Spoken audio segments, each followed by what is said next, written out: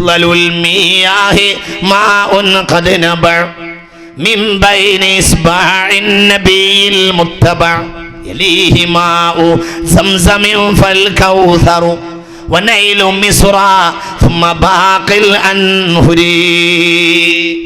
തഹാറത്തിന്റെ ബാബിൽ വിശദീകരിച്ചുകൊണ്ട് ഇമാം ഖല്ലൂബി രേഖപ്പെടുത്തിയിട്ടുണ്ട്.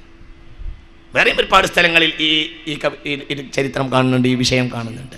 ലോകത്തേറ്റവും എന്തുകൊണ്ട് 10,000-കണക്കായ പ്രവാചകന്മാർ അംഗസ്നാനം ചെയ്തിട്ടുള്ള പുഴയാണത്? അങ്ങനെയാണ്. വേറെയും കാരണങ്ങൾ ഉണ്ടാകാം. അങ്ങനെയാണല്ലോ. ഇന്നക ബിൽ വാദിൽ മുഖദ്ദസി തുവ, പരിശുദ്ധമായ താഴ്വര എന്ന സീനായ് കുന്നിനെ കുറിച്ച് പറയാൻ കാരണം എന്താ? അവിടെ ഇമാം റാസി റളിയല്ലാഹു അൻഹു പറയുന്നുണ്ട്, ലോക ചരിത്രത്തിൽ കടന്നുപോയ അനവധി പ്രവാചകന്മാർ ആടുമേച്ചത് അവിടെയാവുന്നു. മനസ്സിലായോ നിങ്ങൾക്ക്? അമ്പിയാക്കന്മാർ അംഗസ്നാനം ചെയ്യുന്നതുകൊണ്ട് വെള്ളത്തിന് ഗുണമുണ്ടാവും. നമുക്ക് നാളെ അതാണ് വിഷയം. നാളെ മറ്റന്നാളും അതന്നെ വിഷയം. നാളെ അത് പറഞ്ഞാൽ ഒരു തീരില്ല. അതുകൊണ്ട് നാളെയും മറ്റന്നാളും തന്നെ പറയും. അല്ലാഹു തആല തൗഫീഖ് ചെയ്യട്ടെ. അങ്ങനെയാണ് പരിശുദ്ധമായ താഴ്വരാണ് ആ സീനായ് കുന്നിനെ കുറിച്ച് പറഞ്ഞത്. എന്തുകൊണ്ട്? സീനായ് കുന്ന് വളരെ പ്രധാനപ്പെട്ട അമ്പിയാക്കന്മാർ മുഴുവനും ആടിനെ തേച്ച മേച്ചിട്ടുള്ള മണ്ണാണ്. ഞാൻ വിശദീകരിക്കുന്നില്ല. ചുരുക്കത്തിൽ മിസ്റിനെ കുറിച്ച്, മിസ്ർ ലോകത്തെ ഏറ്റവും അല്ലാഹു ഇഷ്ടപ്പെട്ട ഒരു മണ്ണാകുന്നു. വഖറാബുൽ ബസ്റതി മിനൽ ഇറാഖ്, ബസ്റക്ക് നാശം വരിക ഇറാഖിലൂടെയാണ്. വഖറാബുൽ ബസ്റതി മിനൽ കഹ്തി, ശ്രദ്ധിക്കണം. വഖറാബുൽ ബസ്റതി മിനൽ കഹ്തി, ബസ്രയിലെ സംസ്കാരം തകരുക എന്നത് ഭക്ഷ്യക്ഷാമം കൊണ്ടായിരിക്കുമെന്ന് മുഹമ്മദ് നബി സല്ലല്ലാഹു അലൈഹി വസല്ലം ഇത് ഹില്യത്തിൽ അബൂ നുഐം തങ്ങൾ രേഖപ്പെടുത്തിയിട്ടുണ്ട്. മാത്രമല്ല ഹാഫിദ് ഇബ്നുൽ ജൗസി തന്റെ റൗളത്തുൽ മുസ്താഖിൽ രേഖപ്പെടുത്തിയിട്ടുണ്ട്. ഒരുപാട് സ്ഥലങ്ങളിൽ കാണാം. നോക്കൂ, ഇബ്നു അബീ ശൈബ തന്റെ മുസന്നഫിൽ രേഖപ്പെടുത്തിയ വേറൊരു ഹദീസ് അൻ അനസ് ഇബ്നു മാലിക് റളിയല്ലാഹു അൻഹു قال رسول الله صلى الله عليه وسلم يا أنيس إن المسلمين يتمسرون بعدي أمصارا, മുസ്ലിമീങ്ങൾ എനിക്ക് ശേഷം ഒരുപാട് പട്ടണങ്ങൾ ഉണ്ടാക്കും. ബിമാ യുമസ്റൂന മിസ്റ യുഖാലു ലഹുൽ ബസ്റ, അവരെ പ്രധാനപ്പെട്ട ഒരു പട്ടണമായിരിക്കും ബസ്റ. ഇയ്യാക വഫൈലഹ വസൂഖഹ വബാബ സുൽത്താനിഹ, എപ്പോഴും ആ ബസ്റ എന്ന നാടിനെ നീ പ്രത്യേകം ശ്രദ്ധിക്കണം. ഫഇന്നഹ സയകൂനു ബഅദി ഖസ്ഫുൻ വമസ്ഖുൻ വഖളുഫുൻ, ശ്രദ്ധിക്കണം. ബസ്റയിൽ ഏറ്റവും വലിയ ഭൂമി കുലുക്കമുണ്ടാകുമെന്ന് മുഹമ്മദ് നബി. ബസ്റയിൽ വലിയ ഭൂമി കുലുക്കമുണ്ടാകും. മാത്രമല്ല അവിടെ ആളുകളെ കോലം മറിയിക്കുന്ന അവസ്ഥ ഉണ്ടാകും. വഖദുഫുന, എടുത്തെറിയുന്ന സാഹചര്യം. ഒന്നിരിക്കൽ കാറ്റ് കൊണ്ട് എടുത്തെറിയപ്പെടുക, അല്ലെങ്കിൽ പ്രകൃതിയിലെ മറ്റു വസ്തുക്കൾ അവരെ മേൽ ഇങ്ങോട്ടെറിയ, അതൊക്കെ ഉണ്ടാകുന്നതാണ്. ശ്രദ്ധിക്കണം. നോക്കൂ, അതെന്നാണ് ഉണ്ടാവുക? ശ്രദ്ധിക്കണേ. വളരെ പ്രധാനപ്പെട്ട ഹദീസാണ്. ശ്രദ്ധിക്കണേ. ബസ്റയിൽ എന്നാണത് ഉണ്ടാവുക എന്നതിന്റെ അടയാളം, ആ കാലത്തിന്റെ അടയാളം, മുസ്ലിമീങ്ങൾക്കിടയിലും മുസ്ലിം നേതാക്കൾക്കിടയിലും നീതി എടുത്തു പോകലാണ് ഒന്ന്. പിന്നെ മുസ്ലിമീങ്ങൾക്കിടയിൽ തമ്മിൽ അക്രമം വർദ്ധിക്കും. അക്കാലത്തെ മുസ്ലിമീങ്ങൾക്കിടയിൽ വ്യഭിചാരം വർദ്ധിക്കും. അല്ലാഹു നമ്മളെ കാത്തുരക്ഷിക്കട്ടെ.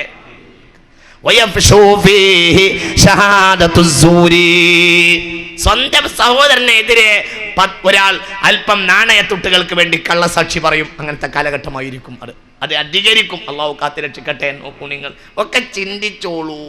ഇന്ന് ലോകത്തെ ഏറ്റവും കൂടുതൽ വ്യഭിചാരത്തിന് വശംവദരായ പ്രദേശം അല്ലാഹു സുബ്ഹാനഹു വ തആല കാത്തുരക്ഷിക്കുമാറാകട്ടെ. മറ്റു പല നാടുകളിലും ഉണ്ടാകാം, പാശ്ചാത്യ ശക്തികളൊക്കെ അങ്ങനെ ഉണ്ടാവാം. പക്ഷേ മുസ്ലിമീങ്ങൾക്ക് ഒരിക്കലും ചിന്തിക്കാൻ പാടില്ലാത്ത ഒരു നാശത്തിൽ മുസ്ലിമീങ്ങൾ ഇന്ന് അകപ്പെട്ടിരിക്കുകയാണ്. അല്ലാഹു കാത്തുരക്ഷിക്കുമാറാകട്ടെ. ഉറക്കെ പറയുക, അല്ലാഹു കാത്തുരക്ഷിക്കുമാറാകട്ടെ. വളരെ ചിന്തിക്കണം. അല്ലാഹു കാത്തുരക്ഷിക്കുമാറാകട്ടെ. ചിന്തിക്കണം. വളരെ ഗൗരവമുള്ള വിഷയമാണത്. എന്നല്ല, ലോകത്തിൻ്റെ പല നാടുകളിലും ബ്ലൂ ഫിലിം പ്രചരിച്ചത് തന്നെ ഗൾഫ് വഴിയാണ് എന്നതാണ് ആധുനിക ചരിത്രം. ഞാൻ പറയുന്നതിൽ എനിക്ക് വിഷമമുണ്ട്, പക്ഷേ പറയല്ലാതെ നിർവാഹമില്ല. അങ്ങനെയാണ് ബ്ലൂ ഫിലിം ലോകത്താകെ വ്യാപിപ്പിച്ചിട്ടുള്ളത്. മധ്യേഷ്യയിൽ നിന്ന്, ഈ അറബ് ലോകത്തിൽ നിന്നാണ് അതിൻ്റെ കൊള്ളൽ കൊടുക്കൽ. അതിൻ്റെ സത്യത്തിൽ രചയിതാക്കൾ അവരല്ല, വെസ്റ്റേണികളാണ്, പടിഞ്ഞാറുകാർ അവരെ നശിപ്പിച്ചു. രണ്ട് കാര്യം ഉണ്ടായാൽ പിന്നെ മുസ്ലിം സൊസൈറ്റിക്ക് നിലനിൽക്കാൻ കഴിയില്ല. രണ്ട് ശുദ്ധി നഷ്ടപ്പെട്ടാൽ. ഏതാ രണ്ട് ശുദ്ധി? ഒന്ന് സാമ്പത്തിക ശുദ്ധി, ഒന്ന് ലൈംഗിക ശുദ്ധി. അത് രണ്ടും തകർന്നാൽ പിന്നെ മുസ്ലിം സൊസൈറ്റിക്ക് നിലനിൽക്കാൻ കഴിയില്ല. സ്വഹീഹ് മുസ്ലിം രേഖപ്പെടുത്തിയിട്ടുണ്ട്. ഇദാ ലഹറ ഫീ ഖൗമിനി സിനാ വൽറിബ, ഇദാ ലഹറ ഫീ ഖൗമിനി സിനാ വൽറിബ. ഒരു സമൂഹത്തിൽ ലൈംഗിക ശുദ്ധിയുടെ നട്ടവും സാമ്പത്തിക ശുദ്ധിയുടെ നട്ടവും ഉണ്ടായാൽ അഹല്ലല്ലാഹു ബിഅൻഫുസിഹിം അദാബഹു, അല്ലാഹു അവന്റെ ബറക്കത്ത് എടുത്ത് കളയുകയും എപ്പോഴും അവരെയും നശിപ്പിക്കുകയും ചെയ്യുമെന്ന് മുഹമ്മദ് നബി സല്ലല്ലാഹു അലൈഹി വസല്ലം. അതിന് ഒരു കാരണമുണ്ട്. ഈ ഹദീസിന് മറ്റൊരു വിശദീകരണം. അൻ അബീ ഉസ്മാന അൻ മുആദ് ഇബ്നു ജബൽ ഇന്നകും ഉബ്തുലിയതും ബിഫിത്നത്തിൽ ളറാ. ഒരിക്കൽ പറഞ്ഞു, നിങ്ങൾക്ക് ഏറ്റവും വലിയ ഒരു ക്ഷാമത്തിന്റെ കാലഘട്ടമാണിത്. ഈ വ്യഭിചാരവും നാശങ്ങളൊക്കെ വരാനൊരു കാരണമുണ്ട്. ആ കാരണം പറഞ്ഞെടുത്ത് ബഹുമാനപ്പെട്ട ഹബീബായ റസൂലുള്ളാഹി തങ്ങൾ പഠിപ്പിച്ചു, ഫസബർത്തും, നിങ്ങൾക്കൊരു വിഷമകരമായ സമയം, ഭക്ഷണമില്ലാത്തൊരു വിഷമകരമായ കാലാണ് ഇന്ന്. ഇനി ഇനി ഒരു കാലഘട്ടം മുസ്ലിമീങ്ങൾക്ക് വരും, ക്ഷേമത്തിന്റെ പരീക്ഷണം മുസ്ലിമീങ്ങൾക്ക് ഉണ്ടാവും. ആ ക്ഷേമത്തിന്റെ പരീക്ഷണങ്ങൾ അവർക്ക് വരുമ്പോഴാണ്, ക്ഷേമം കൂടുമ്പോഴാണ് ശത്രുക്കളെ മുഴുവനും അവര് സ്വീകരിക്കുക. പിന്നെ ശത്രുക്കൾ വഴി അവർക്ക് ക്ഷാമം ഉണ്ടാവും. നിങ്ങൾ ഇതിന്റെ കൂടെ വരണം കേട്ടോ. ആദ്യം സ്വഹാബികളുടെ കാലഘട്ടത്തിൽ ക്ഷാമായിരുന്നു. ക്ഷാമത്തിന്റെ പരീക്ഷണത്തിൽ ക്ഷമിച്ചു. പിന്നെ ക്ഷേമത്തിന്റെ പരീക്ഷണം വരും. ക്ഷേമത്തിന്റെ പരീക്ഷണത്തിന്റെ കാലഘട്ടത്തിലുള്ള ശത്രുക്കളെ മുഴുവനും സ്വീകരിക്കും. പിന്നെ ശത്രുക്കൾ വഴി ക്ഷാമം ഉണ്ടാവും. ഇതന്നെ ഹബീബായ റസൂലുള്ളാഹി സ്വല്ലല്ലാഹു അലൈഹി വസല്ലം. ക്ഷേമത്തിന്റെ പരീക്ഷണം എന്താണെന്ന് ഒരിക്കൽ ഞങ്ങൾ ഹബീബായ നബിയോട് ചോദിച്ചു. ഖാല, മുസ്തഫ നബി പറഞ്ഞു, ഇദാ ലബിസത്തിൻ നിസാഉ അസബൽ യമനി വശാം. ഷാമിലെയും യമനിലെയും മേത്തരം ചന്തയിലെ വസ്ത്രങ്ങൾ മാത്രമേ മുസ്ലിം പെണ്ണുങ്ങൾ ഉടുക്കുക എന്ന് വാശി പിടിക്കുക. മനസ്സിലാവുണ്ടോ എന്നൊക്കെ പറഞ്ഞത്? അതൊരു ഉദാഹരണമാണ്. അതായത് മേത്തരം വസ്ത്രങ്ങളിലും അലങ്കാരങ്ങളിലും സുഖലോലുപതയിലുമൊക്കെ ഈ ലോകത്തെ അള്ളാഹുവിന്റെ മുന്നിൽ സമർപ്പിച്ച ജനത അതിനു വേണ്ടി ഒരുങ്ങുക. പിന്നെയോ പെണ്ണുങ്ങൾ ധനം ആഗ്രഹിച്ച് നടക്കുക, ധനവാന്മാരെ ഇഷ്ടപ്പെടുക.